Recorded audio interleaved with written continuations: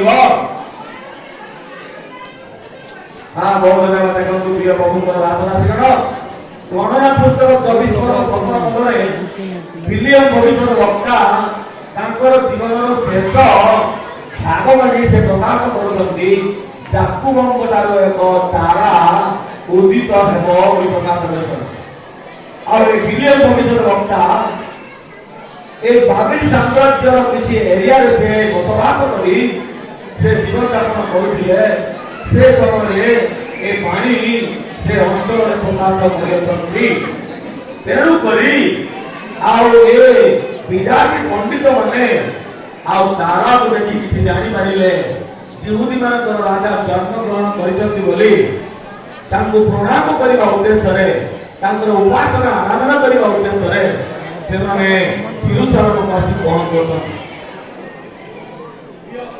असरासिरो खाली काहमानकर नाही सेतबे नबुकदनेस्सर राजा से इस्राएल लोकमान को बंदी करि नै गले सेही समय एजरा जेरुब्बाबेल एवं सैद्रक मेशक अबेदनगो एवं दानिएल को मध्य बंदी करि फेरि पड़े जाइतिले एवं बाबिल साम्राज्य रे बाबिल देश रे रही ए आ दानिएल भविष्य वक्ता से मध्य अनेक लोक मान से शिक्षा प्रदान करिसंती एवं से केतेक लेखनी मध्य प्रकाश करिसंती।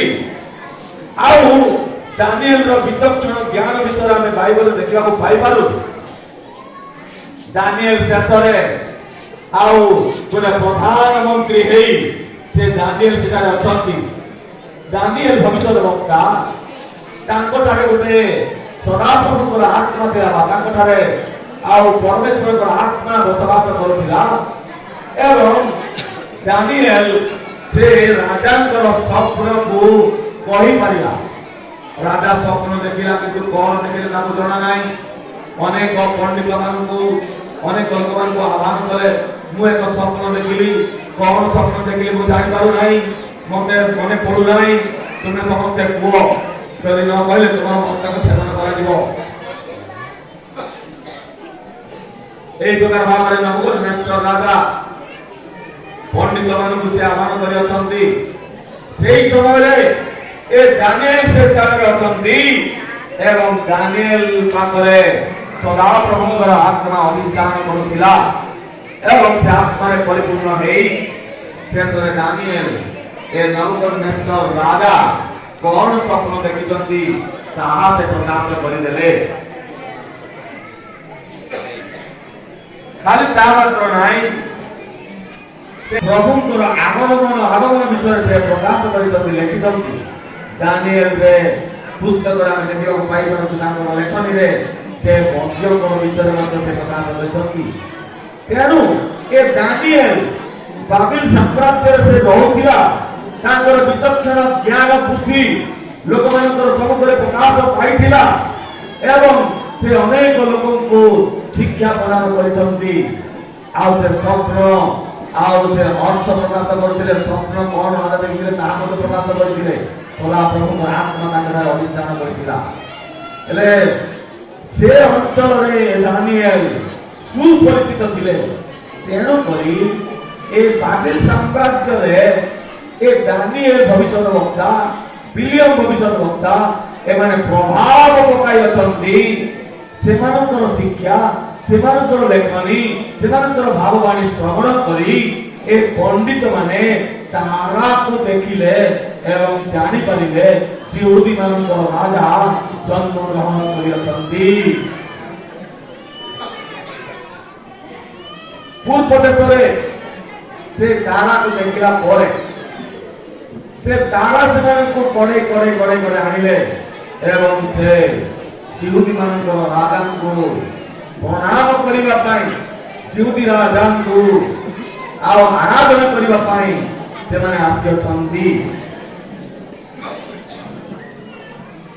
प्रिय प्रभुकर दासदासीगण एइठा ଆମେ ଦେଖିବାକୁ ପାଇ ପାରୁଛୁ पंडित माने पूर्व देशर आसिले केते जण पंडित आसिले केते जण आसिले पंडित पिला माने को केते जण पंडित आसिले ଝିଅ ମାନେ କୁହ କେତେ ଜଣ ପଣ୍ଡିତ ଆସିଥିଲେ?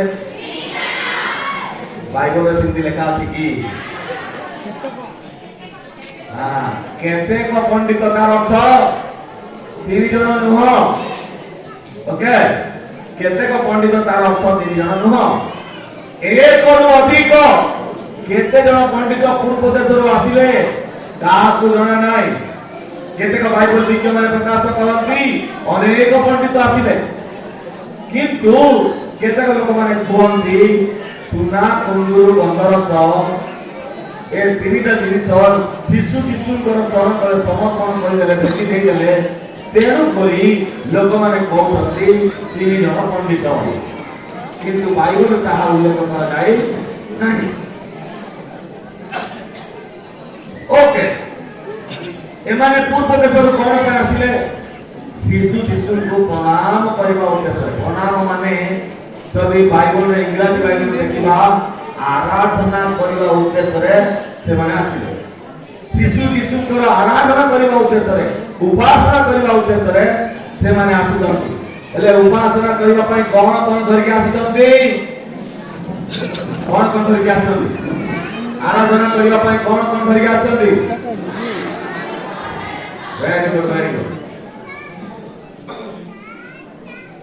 ପରମେଶ୍ୱର ଅବ୍ରାହ୍ମଙ୍କୁ ଆହ୍ୱାନ କଲେ, ତାଙ୍କୁ ଏକ ପୁତ୍ର ଦେଲେ।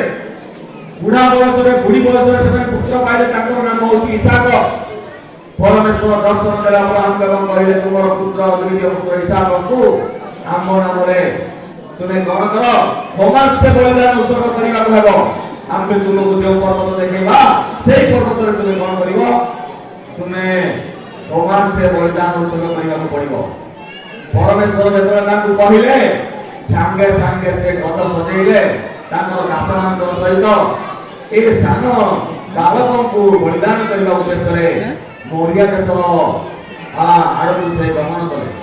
3 ଦିନ ପର୍ଯ୍ୟନ୍ତ ଯାତ୍ରା କଲା ପରେ ବର୍ତ୍ତମାନ ସେ ପର୍ବତକୁ ନିରୀକ୍ଷଣ କଲେ ଏବଂ ବର୍ତ୍ତମାନ ଅବ୍ରାହ୍ମ ତାଙ୍କର ଦାସମାନଙ୍କୁ ସେପରି କଥା କହୁଛନ୍ତି ଏବଂ ତାଙ୍କର ଗଜମାନଙ୍କୁ ରଖି ଏ ପର୍ବତର ତଳେ ତୁମେ ରୁହ, ମୁଁ ଏବଂ ପୁଅ ଆମେ ଦୁହେଁ ପର୍ବତ ଉପରକୁ ଯାଇ କଣ କରିବୁ ବୋଲି ସେ କହିଲେ। କଣ କରିବୁ ବୋଲି କହିଲେ? ମୁଁ ଏବଂ ପୁଅ ତୁମେ ଆମେ ପର୍ବତ ଉପରକୁ ଯିବୁ ଏବଂ ସଦା ପ୍ରଭୁଙ୍କର ଆରାଧନା କରି ତୁମମାନଙ୍କର ନିକଟକୁ ପୁନର୍ବାର ଫେରି ଆସିବୁ। ହେଲେ ଏମାନେ 2 ଜଣ ଯାଉଛନ୍ତି ଆରାଧନା କରିବା ପାଇଁ। କଣ କଣ କରିକି ଯାଉଛନ୍ତି? ବାଟରେ ଗଲା ବେଳକୁ ଇସାକ ବାପା ଅବ୍ରାହ୍ମଙ୍କୁ ପଚାରୁଛନ୍ତି, କଣ କଣ ବୋଲି କହୁଛନ୍ତି? ବାପା କାଠ ଯଜ୍ଞ ବେଦୀ ପାଇଁ କାଠ ଅଛି, ଅଗ୍ନି ଅଛି, ଛୁରିକା ଅଛି, କିନ୍ତୁ ମେଷ ଛୁଆ କାହିଁ? ସେମାନେ ଦେଖନ୍ତୁ କଣ ହେଇଛି, ଅଗ୍ନି ଧରିକି ଯାଉଛନ୍ତି, ଛୁରିକା ଧରିକି ଯାଉଛନ୍ତି ଏବଂ ଆଉ କଣ କାଠ ମଧ୍ୟ ଧରିକି ଯାଉଛନ୍ତି ଉପାସନା କରିବା ପାଇଁ, କିନ୍ତୁ ମେଷ ଛୁଆ ନାହିଁ। ହେଲେ ପ୍ରିୟ ପ୍ରଭୁଙ୍କର ଦାସଦାସୀଗଣ, ଏଇ ପ୍ରକାର ଭାବରେ ଆଉ ସେମାନେ ବର୍ତ୍ତମାନ ସେ ପର୍ବତ ଉପରକୁ ଚଢୁଛନ୍ତି ଈଶ୍ୱରଙ୍କର ଆରାଧନା ଉପାସନା କରିବା ପାଇଁ। ସେମାନେ ଈଶ୍ୱରଙ୍କର ଆରାଧନା ଉପାସନା କଲେ ନା ନାହିଁ? ସେଠାରେ ପର୍ବତରେ ଉପାସନା ଆରାଧନା କଲା ପରେ ପୁନର୍ବାର ଫେରି ଆସିଲେ। ହେଲେ ଏ 3 ଜଣ ପଣ୍ଡିତ ବୋଲି ଆପଣ ଯୋଉ କହୁଛନ୍ତି, କେତେକ ପଣ୍ଡିତ ମାନେ ଆସିଲେ ଆଉ ଶିଶୁଙ୍କୁ ପ୍ରଣାମ କରିବା ଉଦ୍ଦେଶ୍ୟରେ, ଆରାଧନା କରିବା ଉଦ୍ଦେଶ୍ୟରେ କଣ କଣ ସେମାନେ ଧରିକି ଆସୁଛନ୍ତି?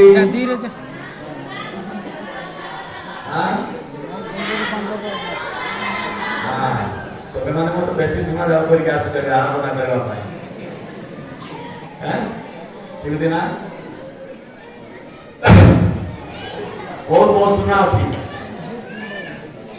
ଓକେ, ହେଲେ ବର୍ତ୍ତମାନ ପଣ୍ଡିତ ମାନେ ପରମେଶ୍ୱରଙ୍କର ଆରାଧନା କରିବା ପାଇଁ, ଶିଶୁଙ୍କର ଆରାଧନା କରିବା ପାଇଁ ସେମାନେ ଆସୁଛନ୍ତି ସୁନା, କୁଣ୍ଡୁରୁ, ଗନ୍ଧରସ ଧରି ଆସୁଛନ୍ତି। ପ୍ରିୟ ପ୍ରଭୁଙ୍କର ଦାସଦାସୀଗଣ, ଯେତେବେଳେ ପଣ୍ଡିତ ମାନେ ଆସିଲେ ଆଉ ସେମାନେ ଜେରୁସାଲେମକୁ ଯାଇକି ପହଞ୍ଚୁଛନ୍ତି। ଜେରୁସାଲେମ ହଉଛି ଇସ୍ରାଏଲ ଦେଶର ରାଜଧାନୀ। ଆଉ ସେ ରାଜଧାନୀକୁ ଯାଉଛନ୍ତି ଏବଂ ସେମାନେ ରାଜ ଦରବାର ହେରୋଦ ରାଜାଙ୍କର ଦରବାରକୁ ସେମାନେ ଯାଇ ପହଞ୍ଚୁଛନ୍ତି। କାରଣ ଯିହୁଦୀ ମାନଙ୍କର ରାଜା ଜନ୍ମ